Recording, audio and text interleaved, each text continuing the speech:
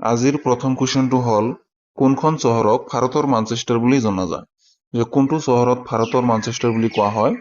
ইয়াৰ correct অপশ্যনটো হ'ল option number B, Ahmedabad. যে আহমেদাবাদক ভাৰতৰ মানচেষ্টাৰ বুলি কোৱা হয়।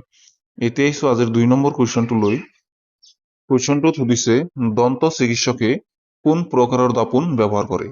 যে দন্ত চিকিৎসকসকলে দাঁতৰ ডাক্তৰসকলে কোনটো তলত দিয়া কোনটো দাপোন ব্যৱহাৰ কৰে? ইয়াৰ কাৰেক্ট অপশ্যনটো হ'ল অপশ্যন নম্বৰ এ, অৱতল দাপোন। যে দন্ত চিকিৎসকসকলে অৱতল দাপোন ব্যৱহাৰ কৰে। এতিয়া আহিছো আজিৰ 3 নম্বৰ কুৱেশ্যনটো লৈ।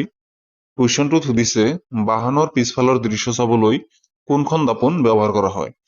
ইয়াৰ কাৰেক্ট অপশ্যনটো হ'ল অপশ্যন নম্বৰ বি, উত্তল দাপোন। যে গাড়ীৰ পিছফালৰ দৃশ্য চাবলৈ উত্তল দাপোন ব্যৱহাৰ কৰা হয়। এতিয়া আহিছো আজিৰ 4 নম্বৰ কুৱেশ্যনটো লৈ। কুৱেশ্যনটোত সুধিছে ভাৰতৰ মিছাইলমেন হিচাপে কাক জনা যায়? যে ভাৰতৰ মিছাইলমেন কাক কোৱা হয়? ইয়াৰ কাৰেক্ট অপশ্যনটো হ'ল option number B, doctor Abdul Kalam. যে ডক্টৰ আব্দুল কালামক ভাৰতৰ মিছাইলমেন বুলি কোৱা হয়। এতিয়া আহিছো আজিৰ 5 নম্বৰ কুৱেশ্যনটো লৈ। কুৱেশ্যনটোত সুধিছে doctor A P J Abdul Kalam বিখ্যাত ভাৰতীয় বিজ্ঞানীৰ আত্মজীৱনীক কি নামেৰে জনা যায়? অপশ্যনসমূহৰ ভিতৰত কাৰেক্ট অপশ্যনটো হ'ল option number B, wings of fire. যে doctor A P J Abdul কালামৰ আত্মজীৱনীখনৰ নাম হ'ল উইংছ অফ ফায়াৰ। এতিয়া আহিছো আজিৰ 6 নম্বৰ কুৱেশ্যনটো লৈ। কুৱেশ্যনটোত সুধিছে নিউক্লিয়াছ কোনে আৱিষ্কাৰ কৰিছিল? যে নিউক্লিয়াছ কোনে আৱিষ্কাৰ কৰিছিল? ইয়াৰ কাৰেক্ট অপশ্যনটো হ'ল option number B, Robert Brown. যে ৰবাৰ্ট ব্ৰাউনে নিউক্লিয়াছ আৱিষ্কাৰ কৰিছিল। এতিয়া আহিছো আজিৰ 7 নম্বৰ কুৱেশ্যনটো লৈ। কুৱেশ্যনটোত সুধিছে বৃক্কৰ কাৰ্যকৰী একক কি? যে বৃক্কৰ কাৰ্যকৰী একক কি? ইয়াৰ কাৰেক্ট অপশ্যনটো হ'ল অপশ্যন নম্বৰ বি, নেফ্ৰন।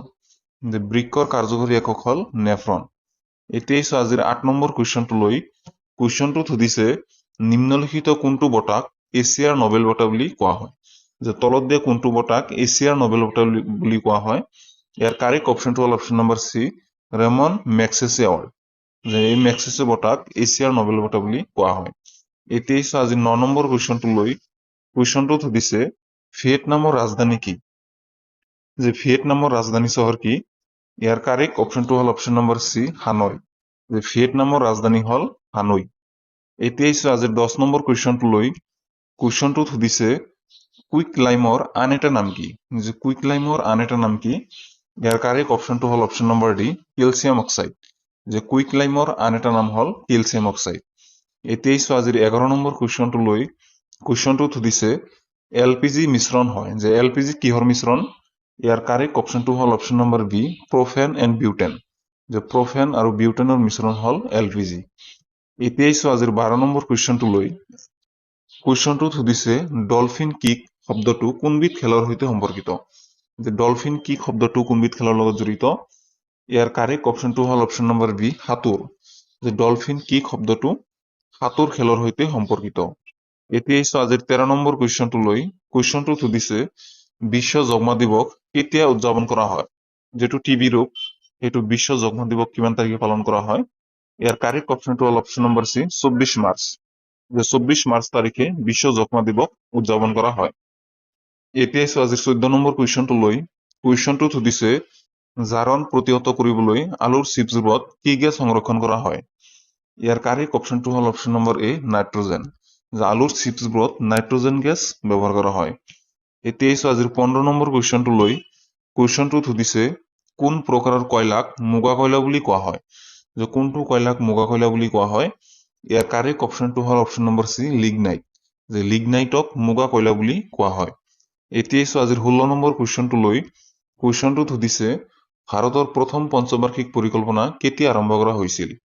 ইয়াৰ কাৰেক্ট অপশ্যনটো হ'ল অপশ্যন নম্বৰ চি, 1951 চনত। যে 1951 চনত ভাৰতত প্ৰথম পঞ্চবাৰ্ষিক পৰিকল্পনা আৰম্ভ কৰা হৈছিল। এতিয়া আহিছো আজিৰ 17 নম্বৰ কুৱেশ্যনটো লৈ। কুৱেশ্যনটোত সুধিছে কোন পঞ্চবাৰ্ষিক পৰিকল্পনাত দৰিদ্ৰতা নিৰ্মূলৰ কথা উল্লেখ কৰা হৈছে? ইয়াৰ অপশ্যনসমূহৰ ভিতৰত কাৰেক্ট অপশ্যনটো হ'ল অপশ্যন নম্বৰ এ, ফিফ্থ 5 ইয়াৰ প্লেন। যে ফিফ্থ 5 ইয়াৰ প্লেনত দৰিদ্ৰতা নিৰ্মূলৰ কথা উল্লেখ কৰা হৈছে। এতিয়া আহিছো আজিৰ 18 নম্বৰ কুৱেশ্যনটো লৈ। কুৱেশ্যনটোত সুধিছে ধঁপাতত নিম্নলিখিত কোনটো বিষাক্ত পদাৰ্থ থাকে? যে ধঁপাতত নিম্নলিখিত কোনটো বিষাক্ত পদাৰ্থ পোৱা যায়? ইয়াৰ কাৰেক্ট অপশ্যনটো হ'ল অপশ্যন নম্বৰ বি, নিকোটিন। যে ধঁপাতত নিকোটিন নামৰ বিষাক্ত পদাৰ্থ থাকে। এতিয়া আহিছো আজিৰ 19 নম্বৰ কুৱেশ্যনটো লৈ। কুৱেশ্যনটোত সুধিছে গাজৰ কোনটো ভিটামিনৰ মুখ্য উৎস, যে গাজৰত কোনটো ভিটামিন প্ৰচুৰ পৰিমাণে পোৱা যায়। ইয়াৰ কাৰেক্ট অপশ্যনটো হ'ল option number A, vitamin A. গাজৰত ভিটামিন এ যথেষ্ট পৰিমাণে পোৱা যায়। এতিয়া আহিছো আজিৰ 20 নম্বৰ কুৱেশ্যনটো লৈ। কুৱেশ্যনটোত সুধিছে বিশ্ব বাণিজ্য সংস্থাৰ মুখ্য কাৰ্যালয় ক'ত অৱস্থিত। বিশ্ব বাণিজ্য সংস্থাৰ মুখ্য কাৰ্যালয় ক'ত অৱস্থিত। ইয়াৰ কাৰেক্ট অপশ্যনটো হ'ল অপশ্যন নম্বৰ বি, জেনেভা। বিশ্ব বাণিজ্য সংস্থাৰ মুখ্য কাৰ্যালয় জেনেভাত অৱস্থিত। তো এইকেইটাই আছিল আজিৰ প্ৰশ্ন। ভিডিঅ'টো কেনেকুৱা পালে কমেণ্টত জনাব। আপোনালোকে এই 20টাৰ ভিতৰত কেইটা পাৰিলে সেইটো কমেণ্টত জনাব। ভিডিঅ'টো ভাল পালে চেনেলটো ছাবস্ক্ৰাইব কৰিব আৰু ভিডিঅ'টো এটা লাইক কৰি দিব। ধন্যবাদ।